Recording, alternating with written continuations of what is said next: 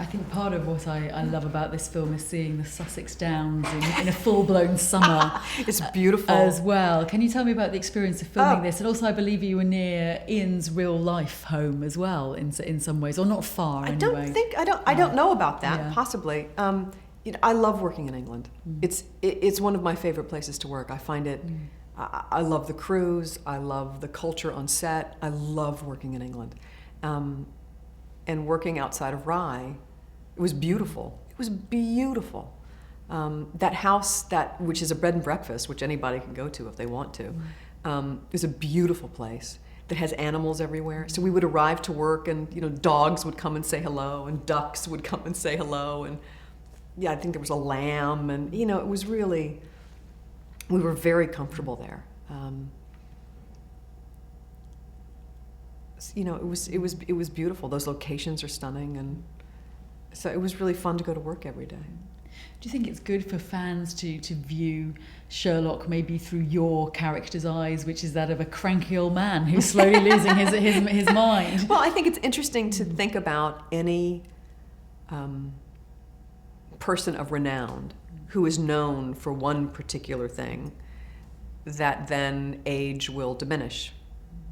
Age does not discriminate, and no matter how brilliant you are, the realities of aging will catch up with everyone. So you have someone like Sherlock Holmes, who is known for their brilliance, who's known for their logic, who's eccentric and sort of really better than everybody else with this one particular way of thinking.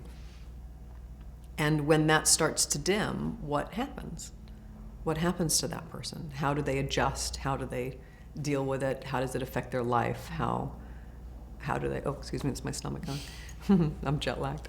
How do you readjust to those realities as things evolve? So it's a really interesting way to look at Sherlock Holmes. I think there have been many different views of him as the genius at the height of his capabilities, as a young person with Benedict, as a drug addict with Nicole Williamson and 7% Solution. And now this one is a view of him as an older man, someone in his 90s, where Watson is no longer alive and he's living alone in retirement in Sussex. And what happens to Sherlock Holmes as he ages? And do you have a favourite Sherlock? Of course, Benedict seems to have revived the whole Oh, well, sure. Well, Benedict is the whole thing. But I love 7% Solution, and I love Nigel Bruce. As corny and as fun and as, in some ways, kind of American. Those American Hollywood movies. I loved them all, actually, because they all contribute something different and something valid. And he's such a kaleidoscope of a character. You can look at him from so many different views and get a totally different view. So I really enjoy them all.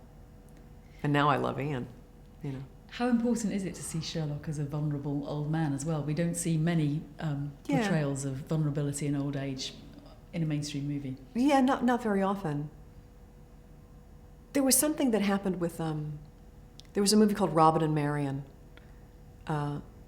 where Robin Hood was older. And I think this has a similar, something is similarly satisfactory about the experience of seeing it, of seeing a character that you love who's known for vim and vigor and something extraordinary in middle age and youth, and then to see when something extraordinary gets older, what happens to it? What does the patina of age do? But it's nothing that you see very often.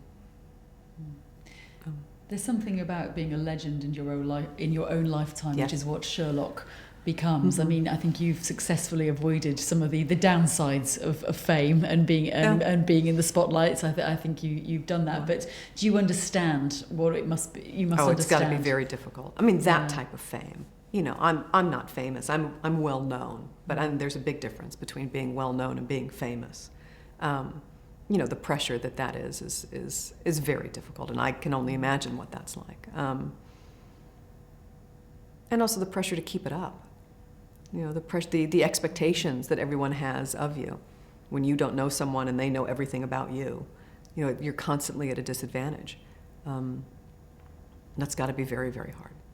And then as you age and you're not what people think you are, and they're disappointed when they meet you. That's got to be very hard.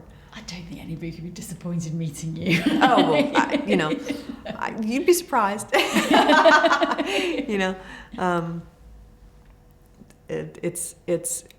But when people know much more about you than you know about them, it takes a while for things to sort of equal out a little bit. Yeah.